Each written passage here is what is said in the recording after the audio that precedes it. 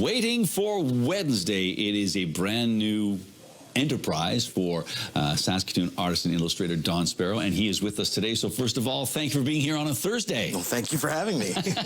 So first of all, before we talk about this particular publication, for people who aren't familiar with you, but you've been on the morning show certainly, and you've contributed artwork to many things in Saskatoon. A lot of logos. I think you did the logo for the for Comic-Con, for more than one edition of Comic-Con here in Saskatoon. Yes, absolutely. Yeah. Right so I'm a freelance illustrator. And I'm a marketing director by day and freelance illustrator by night. And so, yeah, I've done all kinds of logos and editorial illustration, album covers, posters, and that kind of thing. And, yeah, all kind of comic themed, but I've very rarely put out an actual comic. So you did put out a comic, and I really get a huge kick out of the fact that it's a very interesting format. Does anybody else do a format like this? Where did you get, how are you inspired? As a marketing guy, how are you inspired to do this sort of size format? Well, it's a very musical story. Music plays a big role in it, and so I kind of wanted it to evoke the look of a CD cover. It takes place in the 90s. Yeah. CD was king before streaming and all that stuff. So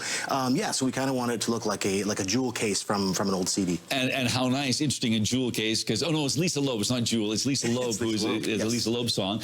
And I understand this is inspired by real events. It's true. It is inspired by. I mean, it's a work of fiction, but it is inspired by memory of real events that took place in my life. So. Okay, because I could talk about the details in here, but I don't want to give away too much of the storyline. But it certainly deals with like longings of the heart in high school. Yes, lots of teen angst and lots of the things that we tell ourselves that kind of hold ourselves back sometimes. Yeah, exactly. Indeed. When you were, a young person, I suspect dabbling in art. At what point was there this shift where you say, I'd like to have this as a career?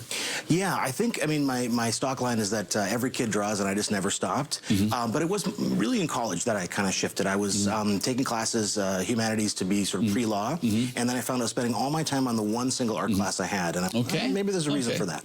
So. Did you write the LSAT? Did not. Okay, just double check, just checking. And so then you go to Sheridan? Yes, I went to, so I finished U of S and ended up shifting my degree to studio arts, and then from there went to Sheridan's postgraduate program in Toronto. And so you get involved with, when you come back to Saskatoon, you're involved in, as you say, the marketing world. But obviously, I'm guessing your first passion is like comic books and things like that. Is that fair? It is. I kind of can't get away from comics as much as, freelance illustration is maybe more my speed and it pays a little better. But just that first love is always comics. So that kind of storytelling has never really gone away.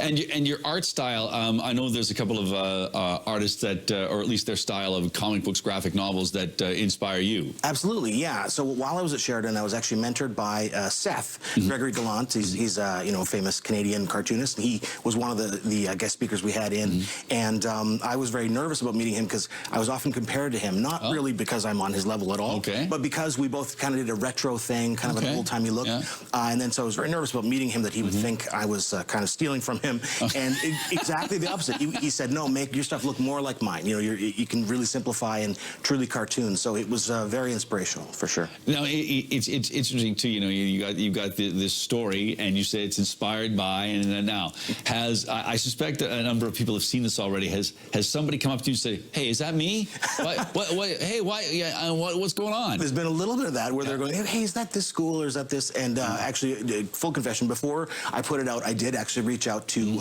the girl, not a girl, and just to kind of get her approval and her viewpoint on it, which is a very weird email to have to send, by the way. Like, oh, yeah, 20 years ago I had, but she was completely positive and really excited about it. So that made me feel really good about putting it out. And did you reach out to any of the bullies? No, not yet. All right, exactly. That can be a second one. You can be even harder on them. Okay. No, but it's a lovely little read, and I gotta say, I was absolutely intrigued by the items you included on your cover, like Kilroy Scribblers. You've got a ticket there from Tomorrow Never Dies. Why Tomorrow Never Dies? Well, Tomorrow Never Dies Rise was, you know, it was a movie I saw. I actually went through kind of an old junk drawer I had from that time, and this was all the stuff that was in it. My old comm lock, you know, pull tabs and the keys to a 1980 Grand Le Mans. So all the stuff that was really part of my high school experience. Okay, and Bazooka Joe? Bazooka Joe's still around, yes. Exactly. Yeah. A double bubble. Oh, the comedy of Pud. You can't go wrong there. Right.